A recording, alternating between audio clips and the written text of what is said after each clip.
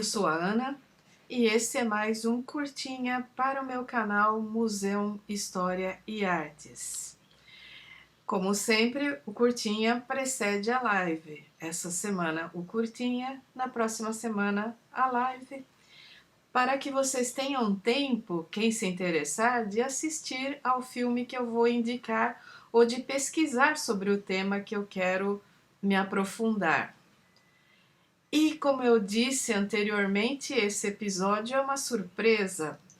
É uma surpresa porque eu vou falar dele, sim, Museu, o Serial Killer Mascarado, filme de 2016 dirigido por Keiichi Otomo. Um filme muitíssimo interessante, um filme que encarna todos os estereótipos e todo o formato, toda a estética do filme japonês, um pouco do que tem sido tentado na Coreia também ultimamente, e toda essa escola de interpretação exagerada, baseada no teatro japonês. E eu quero falar desse filme porque é um filme que eu gosto muito, não é um filme famoso, não é um filme que teve uma repercussão ou que foi indicado a grandes prêmios, mas é um exemplo de cinema que desafia, porque a gente está habituado demais aos formatos oferecidos pelos grandes estúdios dos Estados Unidos ou por aquela tradição britânica de impostação de voz shakespeariana, ou mesmo por aquela pegada francesa de coisas sem explicação, ou o laconismo escandinavo.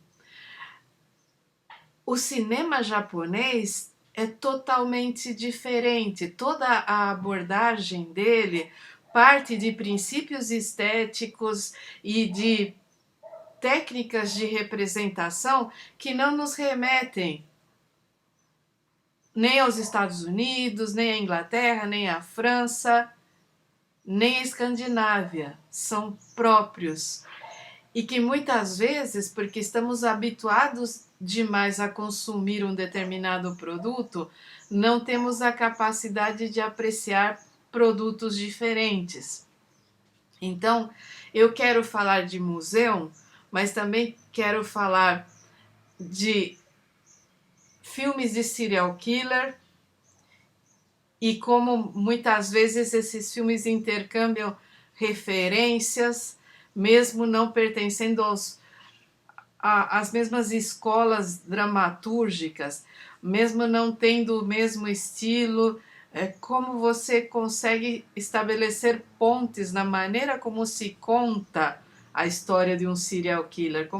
E isso vai remeter àquele episódio em que eu falei sobre como o FBI fez do serial killer uma plataforma para extorquir dinheiro do governo dos Estados Unidos e investir em tecnologias de espionagem dos seus próprios cidadãos, como se já não tivesse feito isso com os assaltantes de banco, com os comunistas e com os terroristas islâmicos, como se a função do FBI não fosse essa, né? Mas acontece que o serial killer também é parte dessa história de sucesso, com muita ironia, eu estou dizendo sucesso, do FBI em estar onipresente na vigilância dos seus cidadãos e às vezes de cidadãos de outros países, mesmo que isso não seja parte das suas atribuições.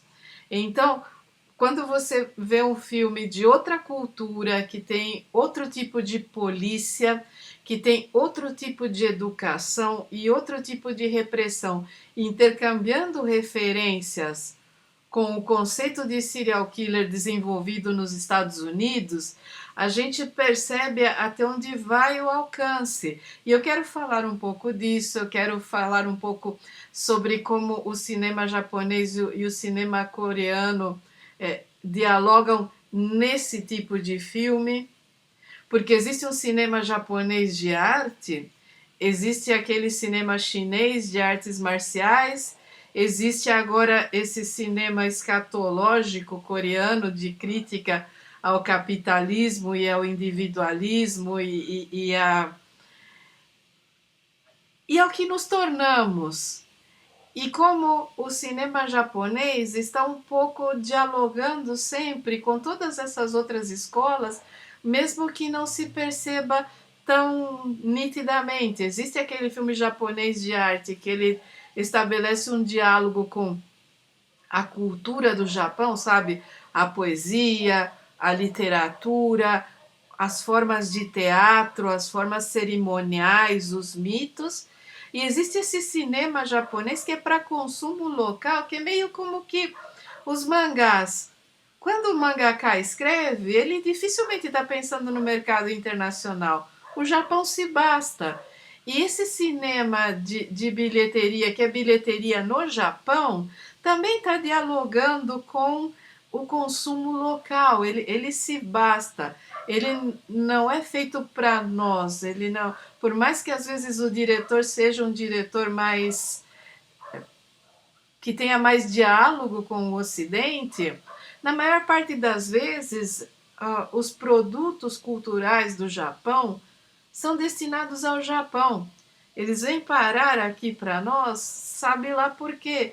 Às vezes, como no caso do Brasil, porque tem uma colônia japonesa muito presente aqui na região de São Paulo, ou às vezes, como no caso de outros países, porque você tem um grupo de aficionados e de consumidores da cultura japonesa que forçam a aquisição desses produtos.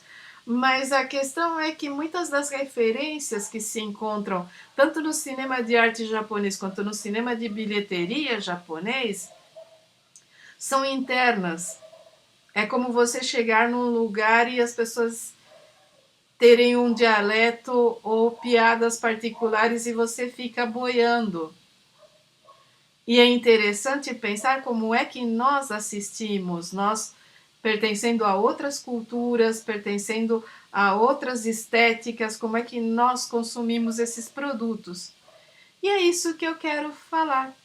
Na próxima semana, então, Museu, o Serial Killer Mascarado, que vocês vão encontrar para assistir nas TVs por assinatura e também no YouTube. Eu vi que existem versões disponíveis. Então, até lá, gente. Cuidem-se muito.